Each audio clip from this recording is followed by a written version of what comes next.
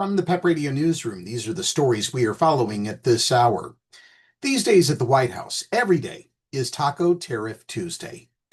President Donald Trump wants the world to know he's no chicken just because he's repeatedly backed off high tariff threats.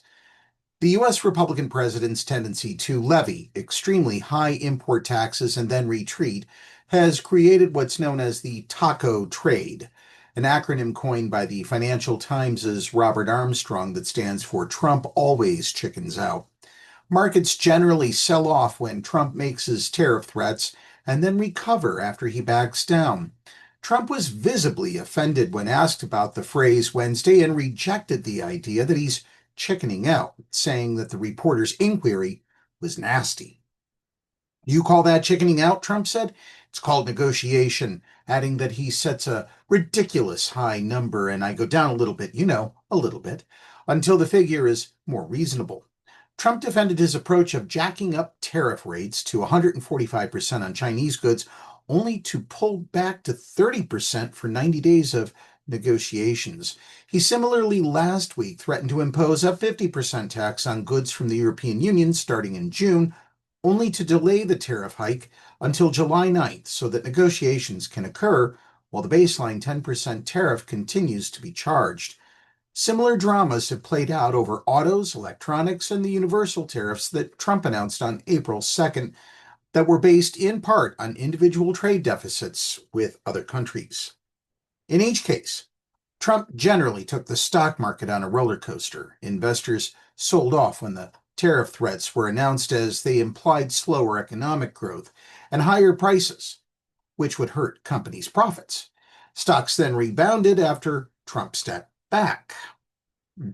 The implied part here is that no one in Congress is making any economic gain, personal gain that is, because of the inconsistent threat of tariffs, right?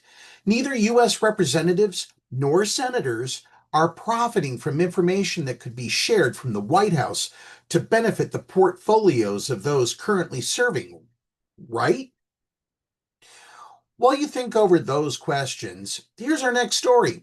President Donald Trump said Wednesday he is nominating his former criminal defense lawyer, Emil Bove, who, as a high-ranking Justice Department official, was behind the controversial move to drop the corruption case against New York City Mayor Eric Adams to become a federal appeals court judge.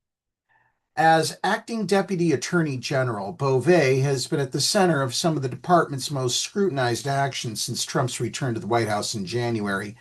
Bove ordered the dismissal of charges against the Democratic leader of America's biggest city, accused FBI officials of insubordination for refusing to hand over the names of agents who investigated the Capitol riot on January 6, 2021, and ordered the firings of a group of prosecutors involved in the January 6th criminal cases. He also moved aggressively to align the department with Trump's agenda around immigration and other matters, ordering federal prosecutors to investigate for potential criminal prosecution state or local officials who are believed to be interfering with the Republican administration's immigration crackdown. Trump picked Bove to fill a vacancy on the Third U.S. Circuit Court of Appeals, which hears cases from Delaware, New Jersey, and Pennsylvania. The nomination, which is subject to Senate confirmation, comes just months into Bove's contentious tenure at the department. Bove, a former federal prosecutor in the Southern District of New York, was on the defense team during Trump's New York hush money trial and defended Trump in the federal criminal cases brought by the Justice Department. The Justice Department abandoned Trump's federal 2020 election interference case and the classified documents case after Trump won election in November.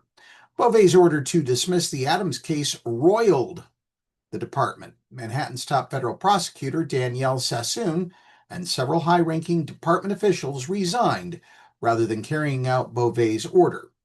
In remarkable departure from long-standing department norms, Bove said the case should be dropped because it was interfering with the mayor's ability to aid the president's crackdown on illegal immigration.